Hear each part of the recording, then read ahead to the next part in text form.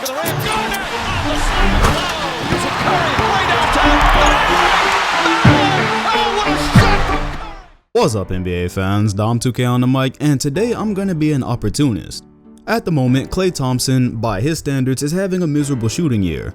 Of course, there's exceptions because he's Klay, like last night where he thanked his right hand for finally showing up, and in Chicago where he was one of the players not named Michael Jordan to enter the record books. However, as a whole, his percentages are just not Klay-like. Right now, it's very questionable for if he's going to be an all-star. And if you look at a year like last year, he was shooting 48% from the field and 44% from 3. This year, he's only shooting 44% from the field and 34% from 3. That's his lowest mark by far. And the fact that we're 30 games into the season means it's something to look at. He's never shot below 40% in his career, and this year that's a massive drop for him.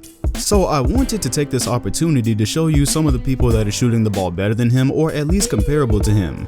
Because in a regular year, you would never hear these guys' names mentioned with Klay Thompson as far as shooting. But 2018 has been the first time for a lot of things, so let's go ahead and dive into this. Oh, and just one important note, these numbers are accurate for 2 p.m. Eastern on December 30th, so they change nightly, and I wanted to go ahead and do this before Klay has like another 10 3-pointer game. So at number 4, we are talking about Justin Holiday, brother of Drew Holiday that is currently playing for the Chicago Bulls. He's played 36 games this season, and he's actually made 2 more 3-pointers than Klay Thompson on less attempts. So he's got 95 3-pointers made, and he's taken 260 compared to Klay Thompson making 93 and shooting 272. Cutting it really close there. His 3-point percentage is currently 36.5%, and he's currently 8th in the league for 3-pointers made right now, which is probably a surprise because you never hear about anything going on in Chicago, especially not Justin Holiday. The only Holiday you hear about is Drew, or if you're in Los Angeles, it's better known as whichever day you get Anthony Davis. So yeah, right now Justin Holiday is just flat out shooting the ball better than Klay Thompson, but I am sure Klay is gonna have an explosion and close that gap. And it's so razor thin right now, like Justin Holiday is number 8 and Klay Thompson is actually number 10. So this is only going to be valid for a little bit. At number 3, I can't believe we hear nothing about this. Joe Harris of the Brooklyn Nets has played 35 games this season, and he's shooting 48% from the 3-point line. And it's not like it's just a lack of volume either, he's taken 178. So when you consider he's not getting minutes like star minutes, that's pretty good. He's taken around 80 less 3-point attempts than Klay Thompson, and he's only made 7 less.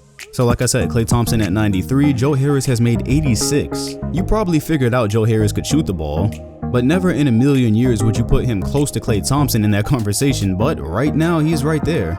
Joe Harris ranks 15th in the league in 3-pointers made, and shout out to Brooklyn because they are not doing too bad for a team that traded their soul a couple of years ago. So at number 2, let's have some fun here. Our guy Blake Griffin currently shoots 36% from the 3-point line.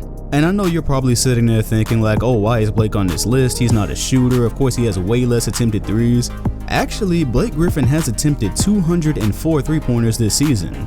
So surprise, surprise if you're not paying attention to how he's changed. Just to put that into perspective, last season he took 322 3-pointers total, and the season before that he only shot 113.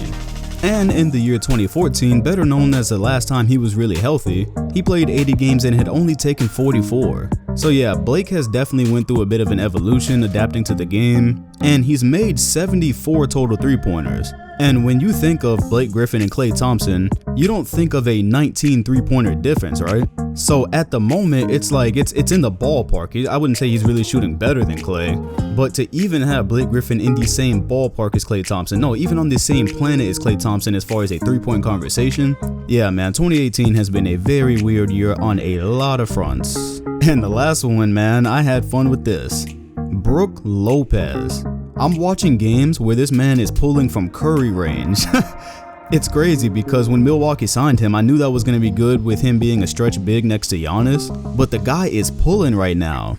Brook is shooting 36% from 3, and he's only made 5 less 3-pointers than Klay Thompson on the year. Klay Thompson 93, Brook Lopez 88.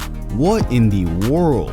I think last night against the, I think they were playing the Nets, he must have had 7 3-pointers because when I checked before the game, he had only had 81. So yeah, that guy's pulling right now.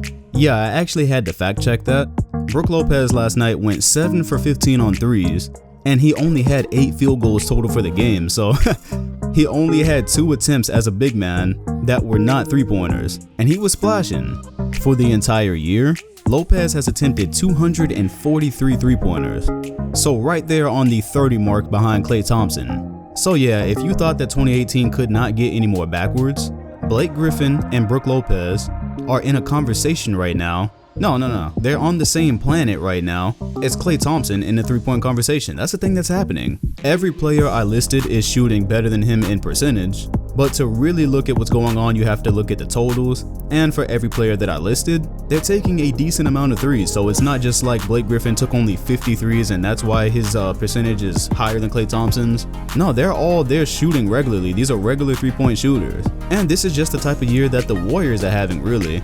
And I feel weird saying that because when you think about how bad Draymond Green and Klay Thompson have actually been doing this year, you know, compared to their regular selves, Golden State has still been like right at or around the first seed. So on one hand, I'm like, man, that team, they've got some struggles and they've got some chemistry issues. And on the other hand, their seeding kind of proves that, yeah, but they're still the Warriors and we're still likely going to get the same outcome. Klay Thompson also addressed his struggles and gave the most badass nonchalant interview ever when he said that, you know, who's going to talk to me about my shot? He was feeling himself.